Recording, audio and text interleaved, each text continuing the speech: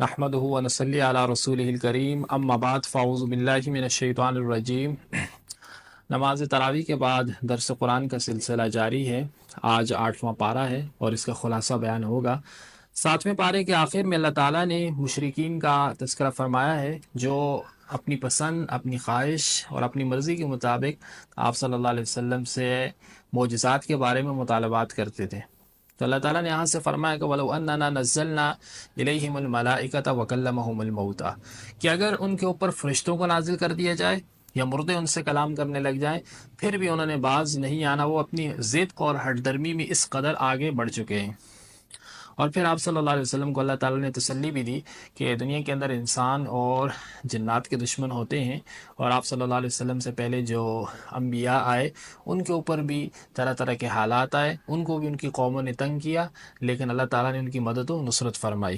وَكَذَلِكَ جَعَلْنَا لِكُلِّ نَبِيٍّ عَدُوًّا شَيَاطِينَ الْإِنسِ وَالْجِنِّ يُوحِي بَعْضُهُمْ إِلَى بَعْضٍ زُخْرُفَ الْقَوْلِ غُرُورًا، یہاں سے اسی کا بیان ہے۔ پھر اللہ تعالیٰ نے مومن اور کافر کو واضح کرنے کے لیے مثالیں بیان فرمائی ہیں کہ وَمَنْ كَانَ مَيْتًا فَأَحْيَيْنَاهُ وَجَعَلْنَا لَهُ نُورًا يَمْشِي بِهِ فِي النَّاسِ كَمَنْ مَثَلُهُ فِي الظُّلُمَاتِ لَيْسَ بِخَارِجٍ مِنْهَا۔ مومن اور کافر کی مثال ایسی ہے جیسے مردہ اور زندہ، جیسے روشنی اور اندھیرے میں فرق ہے، اسی طرح اللہ تعالیٰ کے ہاں ایک مومن اور کافر کے درمیان فرق ہے۔ پھر آخرت کے اندر جب اللہ تعالیٰ ان کو اکٹھا کریں گے، جمع کریں گے، تو اللہ پوچھیں گے یا معشر الجن والانس الم یأتکم رسل منکم یقصون علیکم آیاتی وینذرونکم لقاء یومکم، کہ کیا تمہارے پاس دنیا میں میرے نبی نہیں آئے تھے؟ کیا انہوں نے میری آیات کو پڑھ کر نہیں سنا ہے؟ کیا انہوں نے میرے آخرت کے عذاب سے نہیں ڈرایا؟ تو یہ پھر اپنی نافرمانی کا اعتراف کریں گے۔ اللہ تعالیٰ ہماری حفاظت فرمائے۔ اللہ تعالیٰ نے پھر مشرکین کے عقائد باطلہ کو بیان کیا اور اس کی تردید کی ہے۔ یہ جو کھیتی باڑی کرتے تھے پیداوار، اس کے اندر سے ایک حصہ اللہ تعالیٰ کے لیے وقف کرتے تھے، اور یہ اس کا جو مصرف ہوتا تھا یہ مساکین ہوتے تھے، فقراء ان کو دیا کرتے تھے، لیکن اس کے علاوہ جو ایک حصہ تھا یہ اپنے جو بت تھے ان کے نام پر وقف کرتے تھے، اور جو بتوں کی حفاظت کرنے والے ان پہ لگے ہوتے تھے مجاور، ان کو دیا کرتے تھے۔ تو اللہ تعالیٰ نے اس کی سخت تردید فرمائی۔ وَجَعَلُوا لِلَّهِ مِمَّا ذَرَعَ مِنَ الْحَرْثِ وَالْأَنْعَامِ نَصِيبًا فَقَالُوا هَذَا لِلَّهِ بِزَعْمِهِمْ، اور پھر ان کے ہاں کچھ بت تھے، بحیرہ، صاحبت، ان کے نام پر بھی یہ جانوروں کو ذبح کرتے تھے اور ان کے لیے قربان کرتے تھے، اور اس جانور کو اتنا معزز سمجھتے تھے، اس پر سواری بھی نہیں کرتے تھے، اور اس سب کچھ عبادت سمجھتے تھے۔ تو اللہ تعالیٰ نے اس کی بھی تردید فرمائی۔ اور اسی طرح یہ بیٹیوں کو قتل کرتے تھے، اور اللہ تعالیٰ نے فرمایا کہ یہ بھی صحیح نہیں، کیونکہ بیٹیاں ان کا یہ خیال تھا کہ بڑی ہوں گی، کسی کے گھر جائیں گی، ہمارا ناک کٹ جائے گا، تو اللہ تعالیٰ نے عورت نے کو اسلام کے اندر بڑی عزت اور عظمت سے نوازا ہے۔ اور یہاں سے اسی کا بیان ہے وَكَذَلِكَ زُيِّنَ لِلنَّاسِ وَكَذَلِكَ زَيَّنَ لِكَثِيرٍ مِّنَ الْمُشْرِكِينَ قَتْلَ أَوْلَادِهِمْ شُرَكَاؤُهُمْ، یہاں سے۔ اور پھر اللہ تعالیٰ نے آگے 4 جانور، نر اور مادہ، یہ 8 ہو گئے، ان کا بیان کیا کہ اللہ تعالیٰ نے ان کو حلال کر دیا۔ ثمانیۃ ازواج من الضأن اثنین ومن المعز اثنین، اور اللہ تعالیٰ نے فرمایا کہ جو حرام اور حلال کا جو دار و مدار مشرکین نے قائم کیا ہوا ہے، کیا ان کے پاس اس پر دلیل ہے؟ ان کے پاس کوئی دلائل نہیں۔ پھر آگے مشرکین کی بری عادات کو بیان کیا ہے۔ قُلْ لَا أَجِدُ فِي مَا أُوحِيَ إِلَيَّ مُحَرَّمًا عَلَىٰ طَاعِمٍ يَطْعَمُهُ، پھر اس کے بعد اللہ تعالیٰ نے 4 چیزوں کی حرمت کو بیان کیا ہے، اور پہلے بھی اس کا تذکرہ ہو چکا ہے۔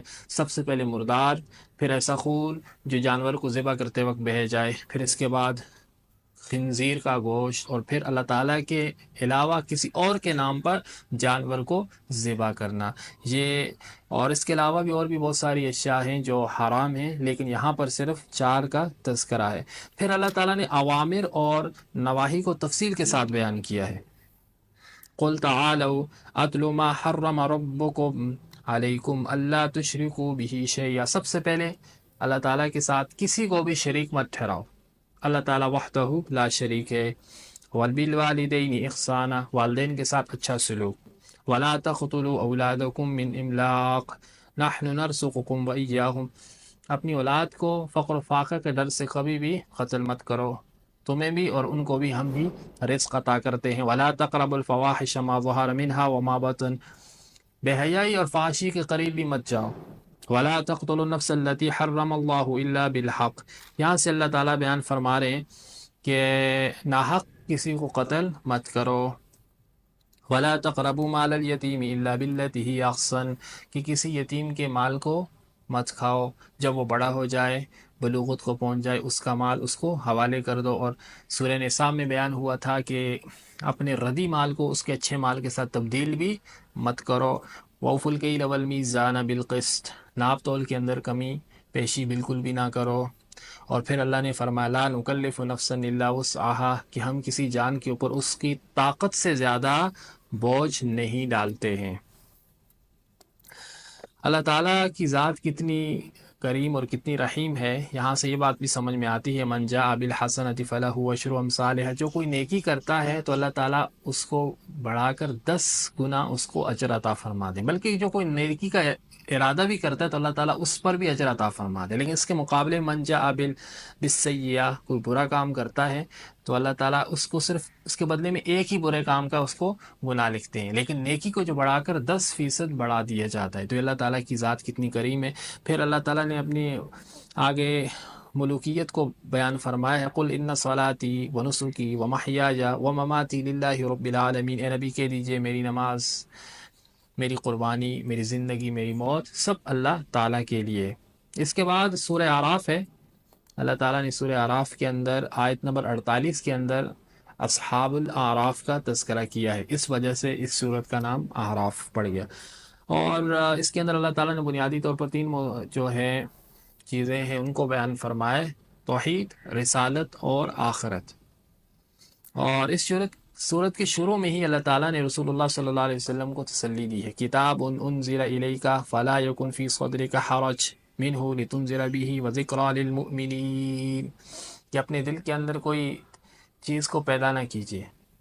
لوگ مشرکین آپ کو جو طرح طرح سے ستا رہے ہیں تو آپ دل برداشتہ نہ ہوں، بلکہ اپنے عزم کے ساتھ اپنے مشن پہ لگے رہیں، اور پہلے انبیاء کے ساتھ بھی ایسا ہوتا رہا ہے۔ پھر اللہ تعالیٰ نے فرمایا والوزن یومئذ الحق فمن ثقلت موازینہ فاولئک هم المفلحون، کہ آخرت والے دن انسان کے جو اعمال نامہ ہے اس کا وزن کیا جائے گا، گنتی نہیں ہے، وزن، جس کا وزن بڑھ گیا وہ کامیاب ہے۔ اب اعمال نامے کیسے وزن آئے گا، اس کے لیے 3 کام کرنے ہیں بنیادی طور پر۔ سب سے پہلے عقیدہ درست ہو، عقیدہ ہر صورت میں درست ہونا چاہیے، پھر ارادہ، اس کے اندر اخلاص بھی داخل، اور پھر طریقہ، یعنی کہ آپ صلی اللہ علیہ وسلم کے طریقے پر کام ہونا چاہیے۔ اس کے بعد آپ صلی اللہ علیہ وسلم کے سامنے اللہ تعالیٰ نے حضرت آدم علیہ السلام کے قصے کو تفصیل سے بیان فرمایا۔ حضرت آدم علیہ السلام اور حضرت حوا علیہ السلام جنت میں تھے، پھر اللہ تعالیٰ نے جب ان کو پیدا کیا تمام فرشتوں نے سجدہ کیا، شیطان نے سجدہ کرنے سے منع کر دیا، شیطان نے عقلی دلیل پیش کی کہ مجھے تو آگ سے پیدا کیا ہے اور انسان تو مٹی سے پیدا ہوا ہے، اور میں کیوں اس کو سجدہ کروں۔ پھر حضرت آدم علیہ السلام کو ایک وہاں درخت تھا جنت کے اندر، اس سے پھل کھانے سے منع کیا گیا، شیطان نے بہکاوے میں حضرت آدم علیہ السلام کو لا کر پھل بھی کھلا دیا۔ پھر اللہ تعالیٰ نے حضرت آدم علیہ السلام کو دنیا کے اندر بھیج دیا کہ یہ عرصہ انہوں نے اللہ تعالیٰ سے دعا مانگتے رہے، پھر اللہ تعالیٰ نے ان کو دعا قبول کی، اور یہ سلسلہ چلتا آ رہا ہے۔ انسان اس کے بعد دنیا پر ہی اللہ تعالیٰ کی طرف سے ایک تکوینی فیصلہ تھا، لیکن شیطان جو ہے، اس کے بارے میں اشرف علی تھانوی صاحب رحمۃ اللہ علیہ نے لکھا ہے کہ شیطان کے اندر 3 آئین تھے، چوتھا نہیں تھا، یعنی کہ شیطان بہت بڑا عبادت گزار تھا۔ آئین سے عابد ہوتا ہے تو یہ عابد تھا، اور یہ عارف تھا۔ عارف کہتے ہیں جو اللہ تعالیٰ کو پہچاننے والا۔ اللہ تعالیٰ کی ذات جب اس نے عقلی دلیل پیش کی تھی تو اللہ تعالیٰ نے اس کو مرتد اور گمراہ قرار دے دی۔ اس وقت بھی یہ جانتا تھا کہ اللہ تعالیٰ سے اگر میں دعا کروں گا تو وہ قبول فرمائیں گے، اور اس نے کہا کہ اللہ مجھے قیامت تک مہلت دے دیجیے۔ اور یہ عالم بھی تھا اور بہت بڑا عالم تھا، معلم الملکوت اس کو کہا جاتا تھا، روئے زمین پر سب سے بڑا عالم، لیکن عاشق نہیں تھا۔ اگر عاشق ہوتا تو یہ عقلی دلیل پیش نہ کرتا۔ پھر اللہ تعالیٰ نے یہاں لباس کو بیان فرمایا ہے، اور اس کو نعمت کے طور پر بیان فرمایا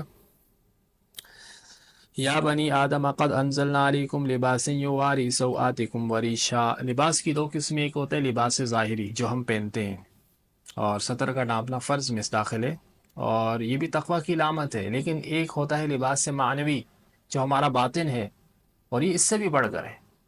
اور پھر مشرکین جو تھے یہ بیت اللہ کے اندر طواف کرتے تھے ننگی حالت میں، کپڑے نہیں پہنتے تھے، اس کو عبادت سمجھتے تھے، تو اللہ تعالیٰ نے پھر لباس کا حکم یہاں بیان فرمایا ہے، یا بنی آدم خذوا زینتکم عند کل مسجد وکلوا واشربوا ولا تسرفوا انہ لا يحب المسرفین۔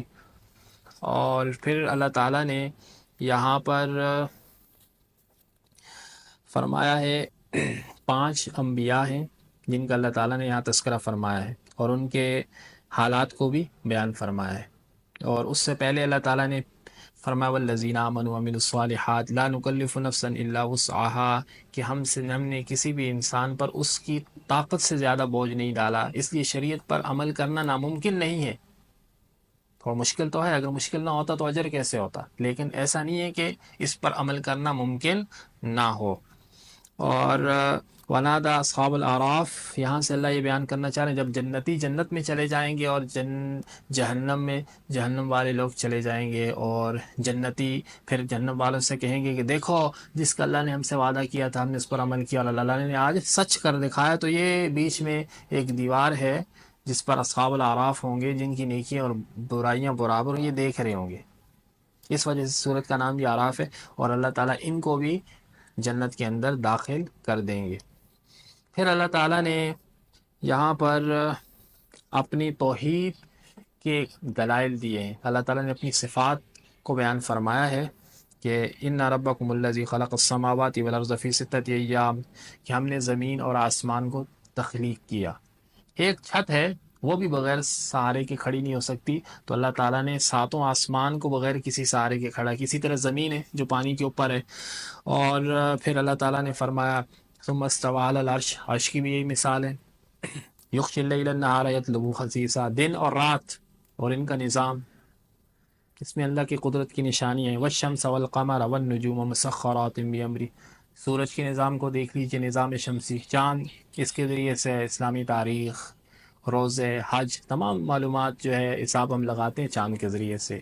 پھر عورتوں کے جو مسائل ہیں عدت کے، نفاس کے، یہ سارا چاند کا اعتبار ہوتا ہے، یہ تاریخی کا تو اعتبار ہے۔ اس کے بعد اللہ تعالیٰ نے جو 5 انبیاء ہیں جن کا تذکرہ فرمایا ہے، ان کے اندر ایک چیز ہے جو متفق ہے، یعنی توحید، سب نبی توحید کی دعوت دیتے تھے، اور یہاں آپ صلی اللہ علیہ وسلم کو اللہ تعالیٰ نے تسلی دی ہے کہ یہ نبی تھے، ان کے اوپر بھی حالات آئے، انہوں نے بھی جو ہے اللہ کے راستے میں قربانیاں دی، ان کی بھی مخالفت ہوئی، لیکن اللہ تعالیٰ نے ہمیشہ ان کو سرخرو فرمایا۔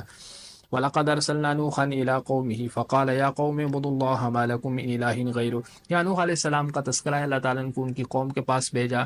پھر وَإِلَىٰ عَادٍ أَخَاهُمْ هُودًا، حضرت ہود علیہ السلام کا تذکرہ ہے کہ ان کی قوم عاد کی طرف اللہ تعالیٰ نے پیغام دے کر بھیجا۔ پھر وَإِلَىٰ ثَمُودَ أَخَاهُمْ صَالِحًا قَالَ يَا قَوْمِ اعْبُدُوا اللَّهَ مَا لَكُم مِّنْ إِلَٰهٍ غَيْرُهُ، حضرت صالح علیہ السلام قوم سمود کی طرف گئے ہیں اور ان کو اللہ تعالیٰ کی طرف دعوت دی۔ وَإِلَىٰ مَدْيَنَ أَخَاهُمْ شُعَيْبًا، حضرت شعیب علیہ السلام مدین کی طرف اللہ تعالیٰ کا پیغام لے کر گئے، اور اللہ تعالیٰ نے اس کو بھی یہاں پر بیان فرمایا، اور اس طرح حضرت لوط علیہ السلام کی دعوت کو بھی اللہ تعالیٰ نے یہاں بیان فرمایا۔